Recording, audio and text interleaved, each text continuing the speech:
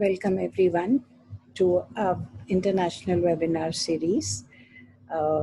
We've had the pleasure of inviting Sheila Thelen for this workshop.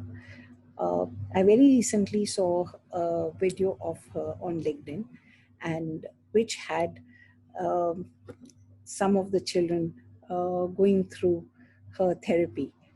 And I was very intrigued, and I thought this is something that we need to learn from. And so that was our start of our conversation between Sheila Thelen and myself. And I'm very happy that she has accepted our invitation to do this webinar. And it's going to be a unique way to understand how can we stimulate the vestibular. So tell you a little bit about Sheila Thelen. She has been a coach and a trainer for ice skating in US for over 30 years, 3 decades.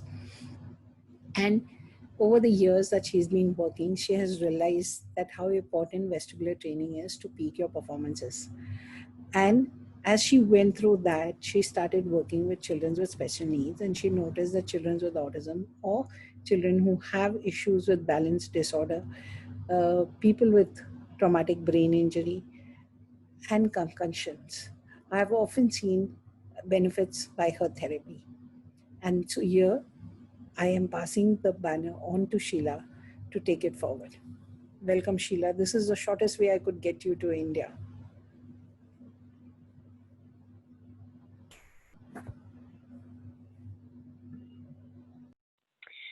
It's combining the two of taking the spinning and the training tools of physical for figure skating and applying it to physical therapy. And the beauty of this is it truly is a one-on-one project and something you can work with each one of your clients very individually on and have a feeling of improvement. So maybe they're only at 25 on the spinner today, but tomorrow they can go to 30. And that makes them feel like they're really improving in that point too. So I have several pieces of tools to show you today. The two main ones is, of course, our platform. You can kind of see the platform in the background, and also our harness system. And the two can work individually, but if you do have someone on the platform spinning, they have to be in the harness. Otherwise, they could easily fall off. So it's a very important piece that the harness really is a piece of safety for that. In addition, the other very important part to the tool is that understanding that the body harness is its own piece of proprioception, and it is very tight to the body. And so with that, if you do have someone frail or elderly, this is not the tool for them. It's a wonderful tool for children. It's a wonderful tool for teenagers and adults. But once they hit about 65 and their ribs become frail, this is not a training tool for them. So just remember that as you're looking at the product. So I have several pieces. So first of all it takes to install the harness is one eye bolt, okay? That's it. We include it in the product, and it's just one industrial eye bolt. That's all it takes to install it up into the ceiling. And then from there, all you have to do is click it on. So basically, it's a locking carabiner, and it just hooks right onto the eye bolt, and you're ready to go. So that's how easy it is to install. So you could easily install 4, 5, 6 eye bolts at different locations and move the harness from place to place very easily and just bring the harness to the next location. And the spinner also moves easily too. It's about 40 pounds, but I'm very, very short. I'm about 4'10". I'm really, really short. And I have no problem moving the harnesses or the spinners all by myself. It's a little heavy, that spinner at 40 pounds, but very easy to do. So let me also show.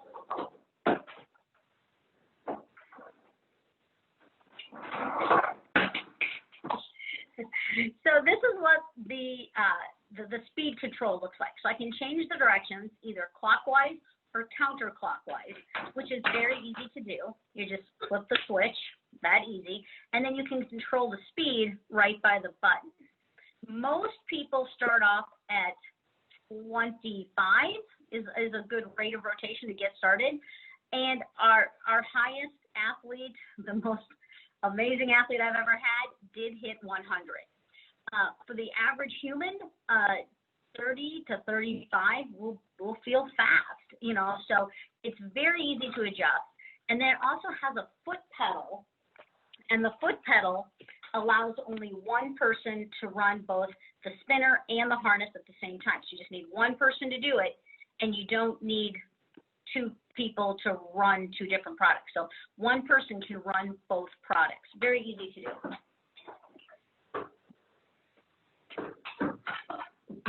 All right, so I was going to bring in some demonstrators here today. I have with me two demonstrators, both with very different situations. And unfortunately, I was looking for a child with autism, and I was not able to have them available today. I am shooting this out of my home due to COVID-19. So I was only able to get my two main demonstrators today. But I think you'll really be able to see what the product can do and the importance of how that vestibular is really activated in the harness. So two things, multiple things, I feel are happening in the harness. First of all, there's just standing on the spinning platform. You really have to focus to do that. And it's very active brain activity. It's not passive, like sitting in a chair or sitting on the spinner. It's very, very, very active. To the point, people that have fuzzy brain will comment that they had to really, really work and concentrate, and that they could feel that fuzziness go away. In addition, what's happening is sometimes when we first start, and you'll see with my second demonstrator, all they can do is just stand on the platter, and that's as much as they can do. As they become more advanced and their vestibular is improving, then they can then go up into the flight motion of the harness, which is kind of like the 2-in-1 and 10-in-1 options once they get into that harness situation. So when they go up in the harness, that's where we see them crossing the midline, because we cross their hands and their feet. So both sides of their brain are being active. The feeling of axis, which is so important to the feeling of balance and axis. And they have to really work at this to get this to happen. In addition, they also have the feeling of creating balance while in midair too. And it's really super disorienting, yet laser focused as you're trying to do it. So I'm going to go ahead and start with the demonstrators and just let the fun begin. And my first demonstrator is a young skater. She's a young athlete named Nikolai. And Nikolai is going to demonstrate for us today. And I'm going to show her putting on the harness, taking off the harness. I'm going to just show all the little pieces to this. She's an amazing athlete and lovely academic young student. And I'm really lucky to have her here today. So I'm going to bring in Nikolai. Come on in, Nikolai. Come switch in closer. Okay. So here's Nikolai. And I'm going to put the body harness on her and just show some of those pieces first. So the body harness is what keeps her safe through the whole process. I'm just going to put it on really close to her so you can really see it. So it goes on like a coat. It comes in 4 sizes. Obviously, very, very small for children, all the way to, on like a coat. Turn on here a second. So I can loosen it easily. It's got like a little pinch button in the back, so it's very easy to adjust with the spreaders right here at her scapula. Very easy to adjust and quick turn around. And the athletes, and a lot of people can put these on all by themselves, but in this case, it's just going to hook around her tummy, and it's going to pull really tight, especially because she's going to fly in the harness. So this will be really, really tight to her. So I'm just going to pull. It's got little circle hooks here. Okay, and then I'm just going to hook her into the harness here. So here you go, Nikolai. I can just click and click. Our one little piece of safety that we think is important also is I want her to be in the harness first before I have her step onto the platter. So that way the platter moves just a little bit, and just a little extra piece of safety to make sure that she's really safe in the harness before we go. Let me just turn this just slightly here so you can see a little bit more from the video here. There we go. So we've got Nikolai doing approximately, hey Scott, can you come move the camera just slightly? Because we're losing our feet here a little bit. Can you hold it a little bit? Yeah, can you see our feet? There we go. Great. Okay, all right. Here we go. So we're going to start with Nikolai just at 30.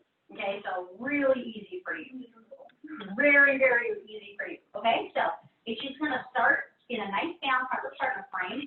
And for the first time, we're just going to spin her. So she's not even going to go up. So she's just going to spin.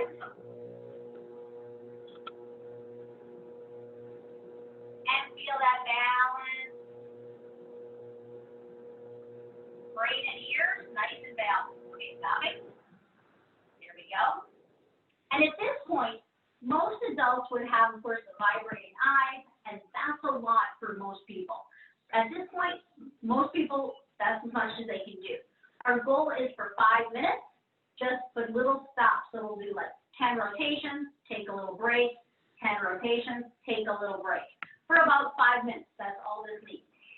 From here, we're gonna do the flight, because this is why Nikolai is such an amazing athlete.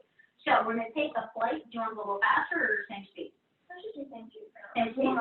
Okay, here we go. So it's been a while. She hasn't been in a harness for a while due to COVID-19. So it's been a little while. So ready? So we're gonna start here. Okay.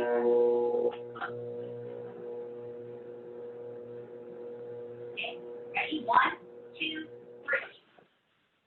Okay. So she's rotating with her feet crossed, her hands crossed, and with her head in perfect stillness motion. So she gets lots of rotation from this, and she's got perfect balance as she's doing this. Beautiful job, Nikolai. So good. Okay, coming down. You're standing on the bladder. The bladder does move, so that's where that extra piece of the harness is really important that I still have a good grip on it. Great. So the harness has a triple pulley system, so it's very easy for me to, as still a very, very short woman, I have no problem picking up taller and much larger people. But with the triple pulley system, it really allows me that control and that access. So, do you want to try it again? Sure. Cool. So, really, with the feet crossed and the hands crossed, she's using both sides of her brain. And the comparison I always give to this is of a dolphin. So, dolphins use only one side of their brain at a time, while the other side is sleeping. And then the other side wakes up while the other side goes to sleep. Because if a dolphin was asleep, it would drown. If it was truly asleep underwater, it would drown. So that's just that one side of the brain that only works at a time. But as humans, when we only have one side of that brain working, it's really a difficult life.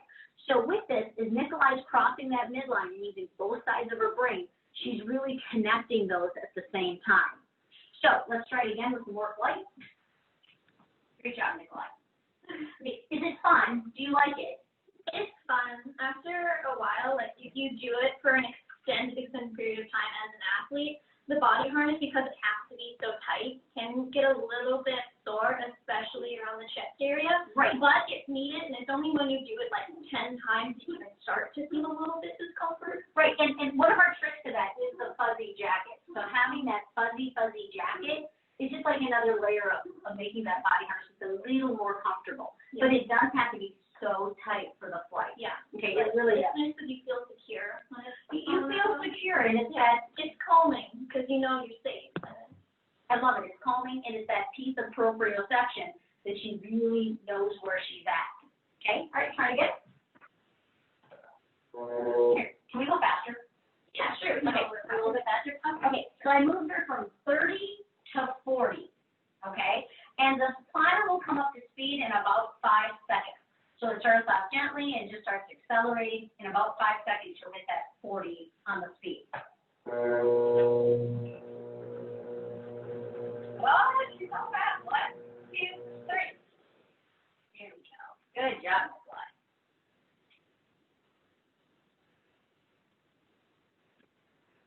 So I have this installed in my home on a 9-foot ceiling. So it's with the space above it and the pulleys, it really just doesn't leave a lot of space. So really the best install, coming down, come down, come down, come down, come down. There we go. Okay, there we go. Good. Look at the balance she has. That's so incredible. It's such good balance. So with that, the optimum hanging height for the harness is between 10 and 14 feet. So that's the perfect height for getting everybody into the system. So, Sheila, yeah.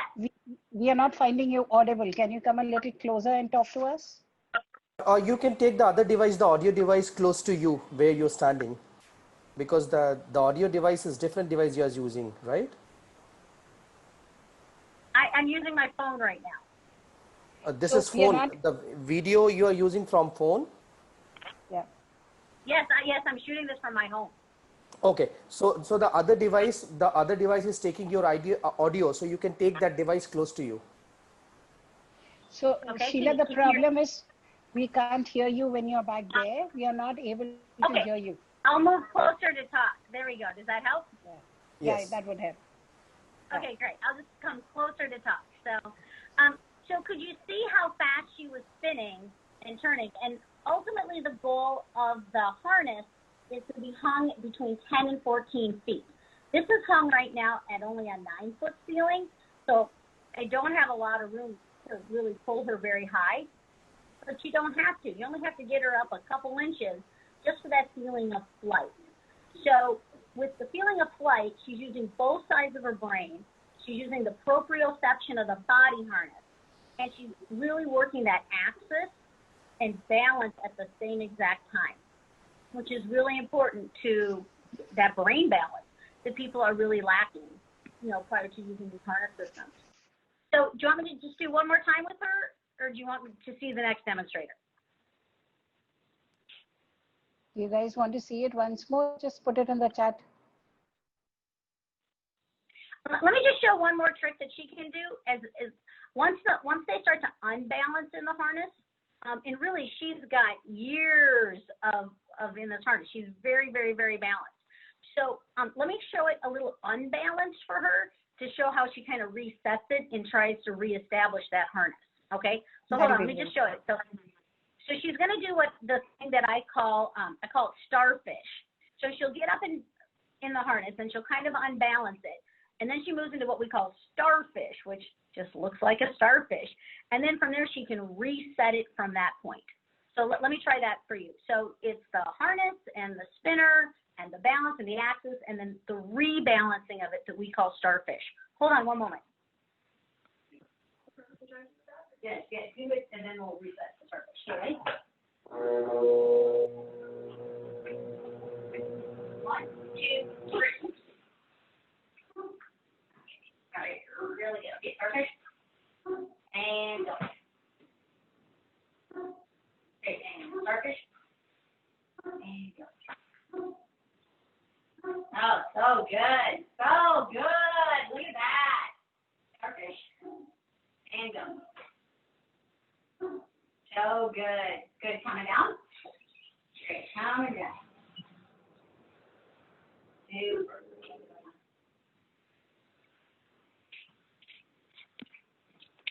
So is that amazing how she does that with that starfish, and then she just snaps it back into rotate again. So when she's doing this, she is turning counterclockwise, which is actually, it sounds really strange, but in figure skating, 99% of all athletes in skating turn counterclockwise. There's about 1% that go clockwise, and it's very unusual in our sport. So with that, we really want, there's something about the brain going counterclockwise that seems to really help this process, and I don't know why. We don't know why. It just seems to really work well. Although as the kids become really advanced at this, I'll go the other direction with them, and they'll really struggle at first. Even the really advanced athletes, and going clockwise will completely confuse them as they make that extra transition to learn the other direction too. So let me move to my next demonstrator here. I'm going to let Nikolai out, but watch the one little safety precaution we have in getting her off the spinner. So I'm going to have her stay in the harness until I get her on the ground. So even if she's dizzy, I can still control that balance. So I'm going to have her get down first. Then she can take the body harness off. And she's very safe in that process.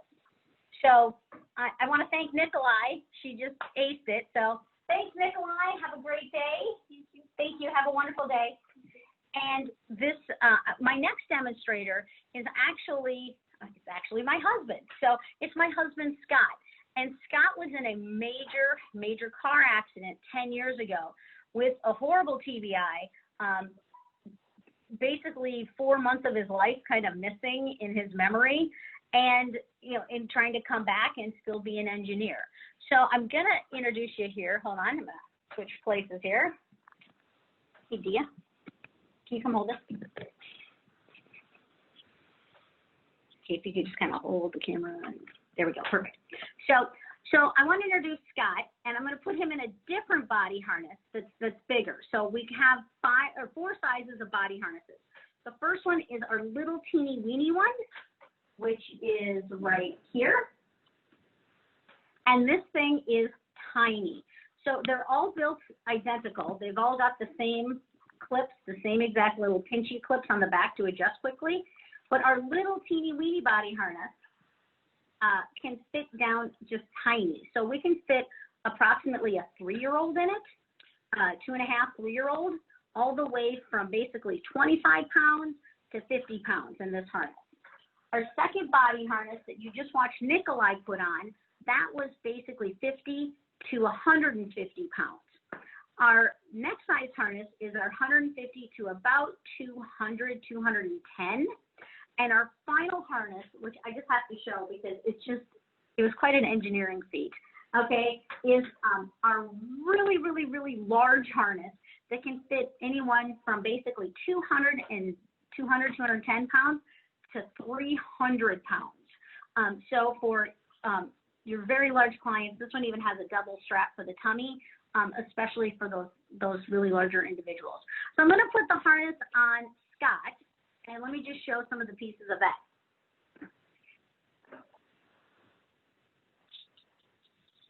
Okay, so here's our adult body harness for Scott to put on. Okay, so same thing, it goes on like a coat. There we go. And it's got the same adjustable clips in the back. I'm just going to loosen this just a little bit here. You want it just right kind of gently around their ribs to feel comfortable there. And this little spreader piece right here, back a little bit, just helps spread it so it doesn't bring the harness too close to their head. So they don't feel that motion near their head. Okay, turn around. It attaches around his tummy, same thing. It's going to go on tight to the point it should, yeah, it should make, it's tight. It's really tight. It's tight to the body. So he's got one of the little circle clips here. Turn around. I got the other one kind of stuck to the back right here. And then all I have to do is remove the other body harness, and it's just carabiners. So it's very easy to take on and off so that I can have it ready for my next client. Very easy. You can also put a little bit of Lysol spray on it so that it can also be disinfected before the next person uses it. So as I look at Scott here, I want this to fit in nice and comfortable, and it's just tight to your body, right? Yes. So Scott's been doing this program for about a year, okay? He really didn't do it prior to this. And it's interesting to see how different and how good he's actually gotten at this in the last couple of months. So same thing, I'm gonna hook this right onto here. And same thing over here. Okay, and same thing, I want to, the platter moves just a little, so I want to be able to have control of the harness and then step up. Okay, so I really want to make sure I have control of the harness before he steps onto that platter so it doesn't wiggle on him. So last time I had Nikolai up to 40 on the spinner, but for Scott, I'm going to drop it back down to 30. So at 30, I'm going to do 28. 28 is pretty fast, okay? So, same thing. I've got control over the harness. I use the foot pedal, and we're just going to stay on the platter. So, ready? So, turning counterclockwise.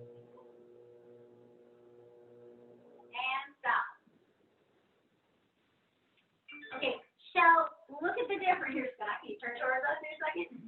You're dizzy, aren't you? Mm-hmm. Yeah, you're really dizzy. Yeah. Okay, so notice the difference in the 15-year-old and the 60-year-old.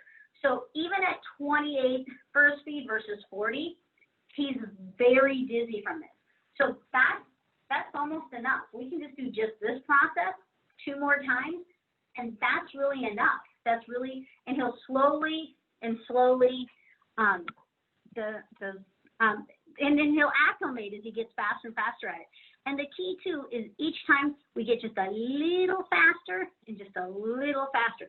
So he really does feel that improvement, but I feel like sometimes people don't feel improvement. So here's their chance to really feel some improvement in their lives. So with that, I'm going to do it one more time, and I'm going to go up just a nudge faster at 30, and he's just going to stay on the platter. So really, for people with brain injuries, that's really step 1, is just getting that far. Then from there, I'm going to do one more trick with Scott. So just move it up just slightly. Okay, so just slightly faster, okay? Here we go. Just staying on the platter.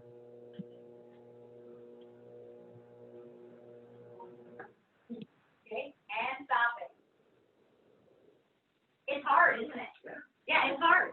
It's really, really hard for him. So it's amazing to see how much he's improved. At first, he could just getting onto the platter was the challenge. Then just a couple of turns was all he could do. If you could see how much improvement it was, you'd be really impressed. So I'm going to do it one more time, and I'm going to give him flight because he's been practicing this part. But I'm going to take the platter out of the mix because my ceilings really aren't tall enough. Okay, so I'm going to do it one more time, but I'm going to take the platter out, and I'm going to have him generate the rotation counterclockwise. So hold on. So stepping off carefully. There you go. And then I'm just going to slide this out of the way.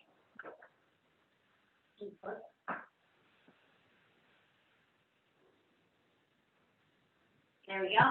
So Scott's going to do all the energy from his feet. Okay, all right, ready? And go.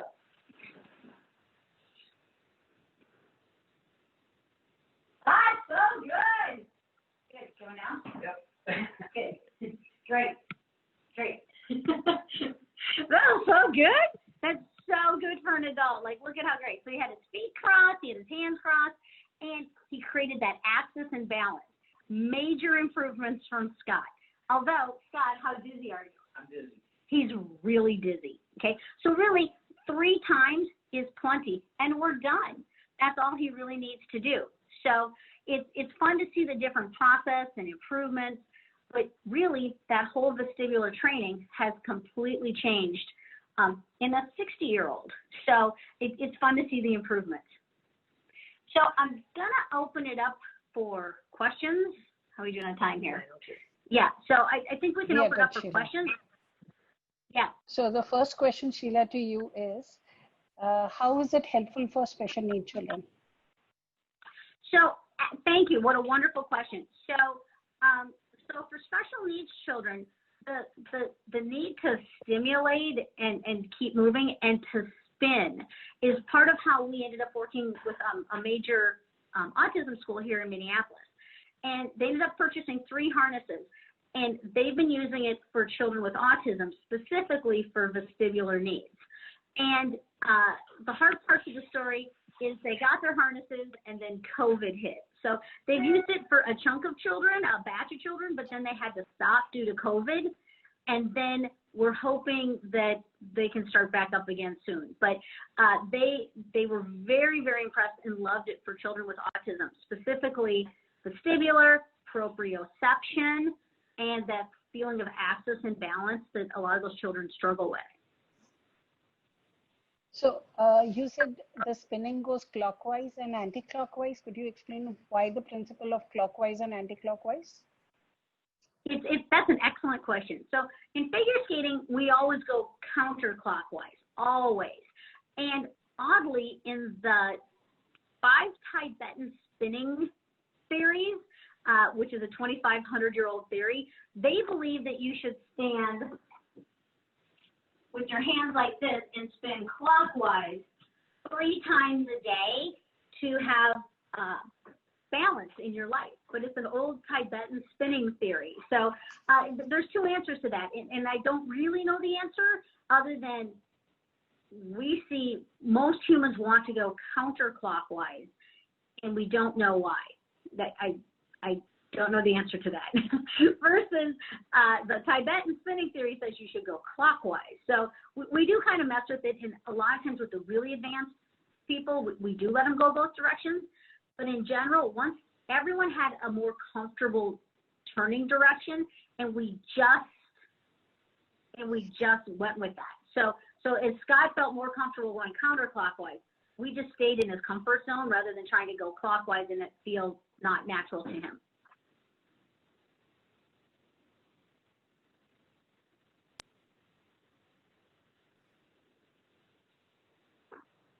More questions? So Sheila, does it arouse the brain? Can you repeat that one? Does it arouse the brain? Does it stimulate the brain for better interaction? Well, I think that vestibular is truly a master system, that we're just starting to begin to understand how much it controls so many parts of the brain. And once you coordinate the eyes and the ears and the brain, everything seems to click. And you can imagine, like, when you think of people that have lost their balance, their lives are really, really hard, you know, and they really, really struggle, even on an academic level. When you're lacking balance and your eyes aren't lining up with your ears, your life is hard. So, and this little piece of our product, we're trying to really help that connect the eyes and the ears through the vestibular into the brain to make it work in ways that we don't even understand. You know, we don't understand. So it's fun to see it applied in more and more places. I recently had someone reach out asking about ADHD kids with the same problem, that their eyes and their ears aren't connected, and that's part of why they keep moving, because they're trying to connect it all. We know nothing about ADHD kids, but it'd be fun to see this applied to more and more groups. So, Sheila, one of the questions was, what is your protocol? How do you work? How many sets? How many minutes? What is the duration? Are there any contradictions? Yes, absolutely. And realize too, this can be easily manipulated per each individual person. What we've been doing is 5 minutes, 3 to 5 times a week. We have several people that have put them in their homes and are using them on their own easily. Once they learned the feet crossing and the rotation, they felt very comfortable with it. It really is, it's just spinning. So it's pretty easy. I mean, it's not hard, and it's also, it's not a drug. It's very non-invasive. It's just a spinning motion. So really 5 minutes is plenty, because really they are dizzy from this. And I've had people tell me that it takes, even some people just bounce right back. The younger you were, the faster you bounce right back. But the older the person was, it really took like even an hour, Scott said, that he could still feel that movement a little bit. But as he did it more and more, and it's kind of the old theory of it's not 100% improvement right now, it's 1%. And then tomorrow it's another 1%. And 100 days later, that's where you feel your huge improvements. But it is a slow process. But really 5 minutes, 3 to 5 times a week is what we're averaging. What about children with seizures? Do you think you would recommend this? You know, I guess I wouldn't, only because, but remember, I'm not a doctor. I'm not a physical therapist. And I feel like this is where we look at every individual person, that not one shoe fits all. Like, you really have to know what your client needs and applying this vestibular to it. For children with seizures, I don't know. And I would always lean towards being really, really careful, of course, with children and adults. So with that, I would lean towards no, but once again, you're the doctors and you're the physical therapist. These are decisions for you and your client to make. Sheila, how soon do we see a change in children? Can you share some experiences? I have many anecdotal stories. So I had a skater come to me, an athlete at 14 years old, who couldn't cross her feet. And she also she could speak, but she wouldn't talk. Like she could, but she chose not to speak. So she had, we worked with her for several months, and 3 months, and we put her in the harness every single day for that 5 minutes every day, 6 days a week. So we could really get her to cross those feet, cross those hands, and get organized in her brain. And 3 months later, she was talking and talking and talking and talking to the point she talked too much. And today, so we met her at 14. Today, she's 19 years old. She's a sophomore in college, and you would never know this kid had ever struggled. She's a kinesiology major at one of the major universities here in Minnesota. So I find it fascinating that the only change she really had during that time was the harness and the extra vestibular, basically like world-class vestibular. So for her, it was a very quick process. In 3 months, we saw major improvements. I have a 4-year-old that I'm working with right now, and she's reading at a 3rd grade level as a 4-year-old, so like, and every kid is different, and every improvement we see is a little different, but it's fun to see any improvement in children. It's always exciting. So, but I think it is tiny little pieces, but it's just part of that vestibular hooking into that brain and really connecting both sides of the brain to be less dolphin-like and to be more of a really fast-thinking human. So, Sheila, if we are working with children and when we give them the spinning at a speed, if you see a stagnus, do you stop? How would you proceed? Yeah, I would just start slow, and they just start building up. So most kids, they start with just that 25 or 30, but for an adult, 30 is fast. Like Scott at 30 is a struggle, and the 3-year-olds and 4-year-olds, they can start at that 30 speed and go right up the system.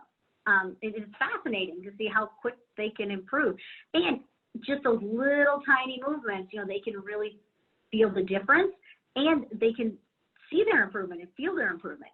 And it's almost like I would compare it to an amusement park. An amusement park is really a vestibular activity that your brain loves. Like, think of all the times you've been to an amusement park. Your brain's like, that was fun. So obviously the younger they are, the more quick they pick it up, and the older they are, the harder it is.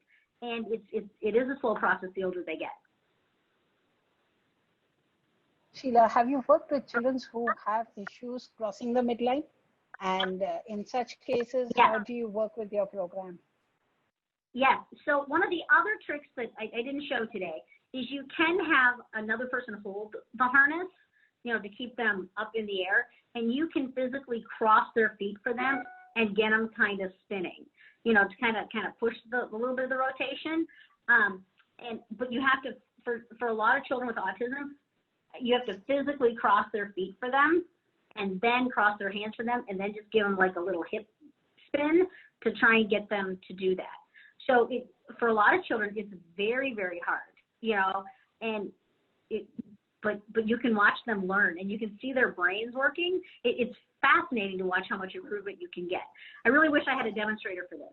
Although one of the videos I sent you that maybe you could post later is the little girl in the blue jacket, kind of a bluey green jacket. That's a great video to watch her improve. Okay. So everybody had this question about how does vestibular training affect speech, the example that you gave. So can I just add my bit to it? So your vestibular is very strongly connected to your auditory and to your visual. Actually, it's connected to your whole body. So even when we are looking at reflex integration, we see that when we stimulate the vestibular system, we get a lot of reflexes like STNR, ATNR integrated. So that's possibly when she stimulated the vestibular system, it has activated the child to a better speech, better auditory system and better speech communication. coordination, as well as the crossing the mid part. You're getting the corpus callosum to interact with each other. With the spinning increase, you're increasing the work between the two sides of the brain. So, okay. Is the therapy recommended for everybody who has TBI with vestibular issue? Is there any condition for which it is not recommended? Always have a doctor involved. I mean, that just seems really basic to me. Like a doctor and a really good physical therapist, that just makes sense to me. Do any behavioral issues occur when you are giving this therapy to autistic children? Have you noticed that they get more hyper or they have a meltdown post? That so far, no. And actually, what the children tell me is that they love it and it's so much fun and they really enjoy it. And I have several siblings that come in, so I'm working with the 7-year-old, but then I work with the 5 and the 3-year-old siblings that just come along with, and they love it. You know, they get to participate, they're part of it, and they just jump right in, and they really enjoy it. I had one little girl tell me angels talk to her when she's in the harness. I was like, okay. Okay, kids are amazing. I don't know. So she claims angels talk to her, but I would argue that it's her processing system at that same time. But really, the kids love it, and it's always kind of a who wants to go next, and everyone wants to go. So really, no problems. If anything, it seems to calm them down at the same time. I don't see them get more hyper. I see them get more calm, and it's almost like a zen when you're in the harness. So when you're really spinning and both sides are active, there's almost a calmness that comes out of it. So would the therapy usually be a 5 minutes therapy? Yeah, 5 minutes, that's enough. They're dizzy. They're done. You know, that's plenty, you know. Although I do have a batch of the younger kids that are like, can I go again? Can I go again? And I'm like, no, you're done.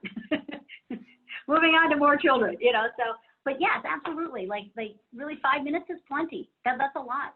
Spin in a circle for 5 minutes. That's a lot for your brain. So if we do not have the spinner, how do we work with children? We just use the harness and... Yes. So this is where it's not meant to be marketing here. The electric spinner is very expensive. To go into the heavier weights, it's between $7,000 and $9,000. And we can customize it to have the plug fit an India electrical, so that's nice and easy for you. But the harness itself is only $2,000. So we have a lot of people put them in their homes. And once you learn to generate that energy and just kind of jump and turn, you could kind of even avoid the platter and save that money. You wouldn't have to do that. But if you do get the platter, you have to get the harness above it. Otherwise, people really can't fall off of it. Like the platter without a harness is dangerous. But just the harness itself is really a good first step that'll get you moving and get you spinning in that flight motion. Okay. So what do you do with the eyes during the therapy? Do the children close their eyes or do they keep it open? So I have one of the doctors in Saudi Arabia, Dr. Mohammed. He's talking about adding the glasses, like the video camera glasses to it. And I don't know enough about that. But to be honest, when they get off the harness, those eyes will really vibrate. You know, you can really see that happening. But as they get better and better at it, I have some really advanced kids that have been doing this for years that they're not even dizzy. Like, we can put them up, we can spin them 100 times, come down, not even dizzy. But that's some really advanced vestibular that we wouldn't expect from a normal person. But that's an athlete that's been doing it for 5 years and has incredible balance. Unbelievable, like world-class balance. So if a person has gravitational insecurity, they don't like to get off the ground, how would you start working with the spinning and then take them on air when they get comfortable? Yep, I would just let them stand on the platter, maybe 8 turns, that's plenty. Even I have some people at the beginning that started with only 5 turns, very slow, and that was it. And they slowly built up to 8 turns, and then we did 10 turns, and you know, they didn't want to fly. Although, have you ever seen those really big, like NASA gyroscope things with the chair that spin and flip around? They're like $500,000. I saw one of those in action. I'm like, I don't want to do that. It was terrifying. So weirdly, for people with really even fears, that harness and that spinner isn't as scary as some of the other programs out there. So it's not invasive, and it is more gentle and can be slower as their comfort levels improve. 10 minutes left. What is the prognosis or change of behavior that you've seen with children with autism that you've worked with? Do you see some changes in their behavior?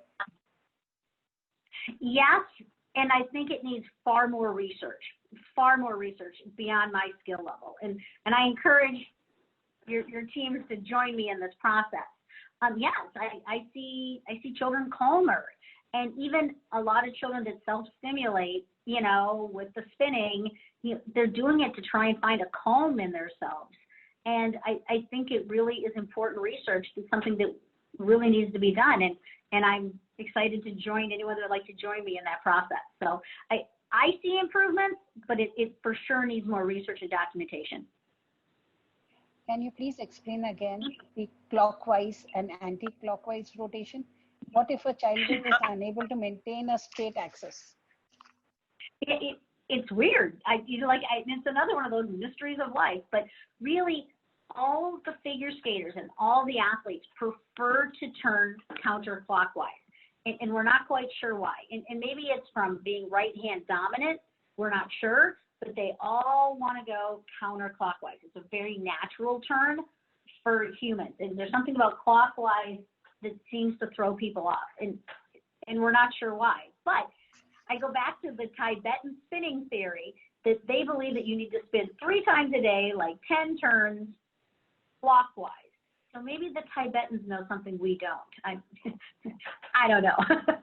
But all my kids really, really, really want to go counterclockwise. And oddly, the Russian skating system only allows that because they do group training, and it allows the kids on a better, more consistent pattern with all of them turning the same direction.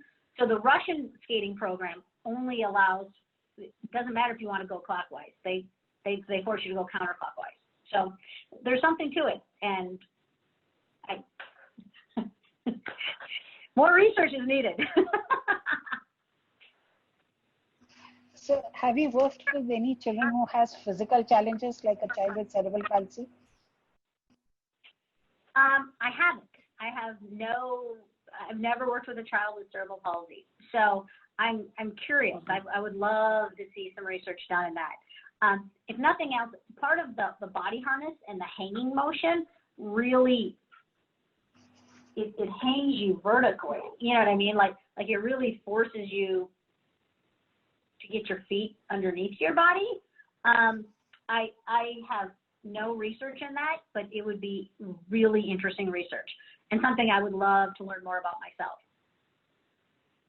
So Prachi, she having not worked with children with cerebral palsy, asking this question might be a little difficult for her to answer. So can you please say how we use this vestibular training for people who avoid vestibular exercises? So who are oversensitive and don't want to spin, don't want to move.